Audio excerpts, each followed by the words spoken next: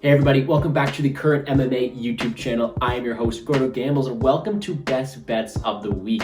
Now, if you guys don't know who I am, my name is Gordo, and I do DFS and betting content on my Twitter at GamblesGordo and also on my YouTube channel at PlaySfades, but I'm happy to partner here with Current MMA to bring you this segment. I'm going to be talking about my favorite bets for the week and for the upcoming card, and I appreciate your support on the video. We have an absolutely beautiful card ahead at UFC 272, so I say don't waste any more time. Let's get into who I'm playing this week. Of course, I'm not only playing these plays. If you guys want to know more of what I'm playing, check me out on Twitter. These are my favorite ones for the week. And before I get into my actual plays, I have to mention this main event. You have two ex-best friends going against each other. It is an absolute beautiful storyline. There's also some money to be made here. Now, the line is a little bit wide on the Colby Covington side, but that's what side I'm going to take.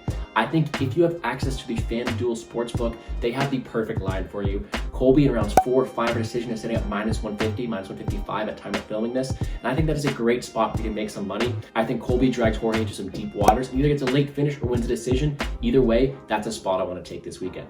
Let's start things off with someone in Ludovic Klein. Now, I think this is a classic example of recency bias. He's gone out there and lost his last 2 fights. A not very good look for him, but I think this is a spot where he can definitely get the bounce back. Sure, he's taking this on short nights in a weight class above, but I think his line right now on plus 140 is also a bit too short. I think he definitely has some great kickboxing skills, and he has the head kicks on his resumes to back that. He's facing a guy in Devontae Smith who has been finished in all of his losses, and it's a guy who leaves a lot to be desired. Sure, Devontae Smith has a really good skill set, but if you have someone with such a big liability against someone with the power and prowess that Klein does have, it leaves you for a good betting opportunity. Now, I think where the money really lies is Klein inside the distance. Plus 275, that line is absolutely beautiful. The major win condition for Klein is touching that chin and knocking out Smith, like I mentioned previously, and I definitely think that is something that can definitely happen. Klein landing that head kick is something I definitely see happening more than 26.7% of the time. I think he's able to find that opening in the very first round, and he scores very well, not only on DraftKings, but for our wallets as well. Next up, a favorite I really like this week is going to be Kevin Holland. Now, I missed the boat a bit. He opened up at minus 200, and he's now sitting around minus 330, but I definitely think he's a viable parlay piece for you this weekend. Facing a guy in Alex Oliveira, a guy who I think is a bit on his way out, finishing a few of his losses, and is riding a 3-fight losing skid into this fight. Kevin Holland's a guy who we know for talking around the octagon, but he has some very, very good striking skill, some very good striking accuracy, and also a decent grappling game. Now, I'm not going to mention his wrestling game, even though he is working on that. I don't think it gets used here. I think he gets a finish in this fight. Not only can you take his minus 330 money line, but I also think his inside the distance prop at minus 110 is a very, very good shout as well. You have an up-and-coming fighter, Kevin Holland, who goes out there looking to entertain versus a fighter, Oliveira, with 1 foot out the door. I think he gets this finish more likely than not. All right, a prop I'm really liking this week comes in the only heavyweight bet of the night, Sergey Spivak, Greg Hardy, 2 big boys that love to bang. Now, on the Hardy side, you have a guy who's a finisher, only been in decision twice, and that was against strikers, and Spivak is not going to be the striker that he wants.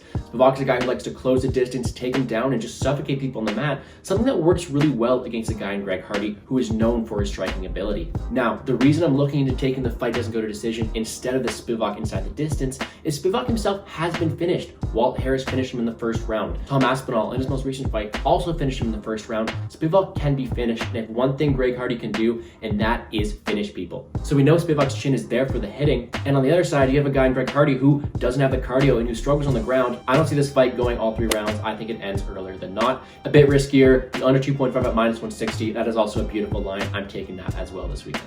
Last but not least, I want to talk about Bryce Mitchell versus Edson Barbosa. Now, where is this a huge step up for Bryce Mitchell taking on the veteran Edson Barbosa? It's a great matchup for him. He has that ground game. He has that wrestling to be able to take down Edson Barbosa and eliminate that power and striking on the feet. Now, it would have been beautiful to get minus 135 at open, but I think minus 164 is still a great look for Bryce Mitchell. I think he gets it down early, and I think he just suffocates him to either a late finish or a decision win on that side. I'm liking him this week. I think he's a great, great play. There you have it, folks. I just talked about 4 different fights and bets I'm making this weekend. I think that's a pretty good content, enough for you guys to hit the subscribe button and like down low. If you guys want to know more about what I'm playing, both on the DraftKings side and on the betting side, check me out on Twitter, as I mentioned, and also my YouTube channel at PlaySfades Sports. Super happy to be here working with Current MMA, so make sure to show them some love, and let's make some money.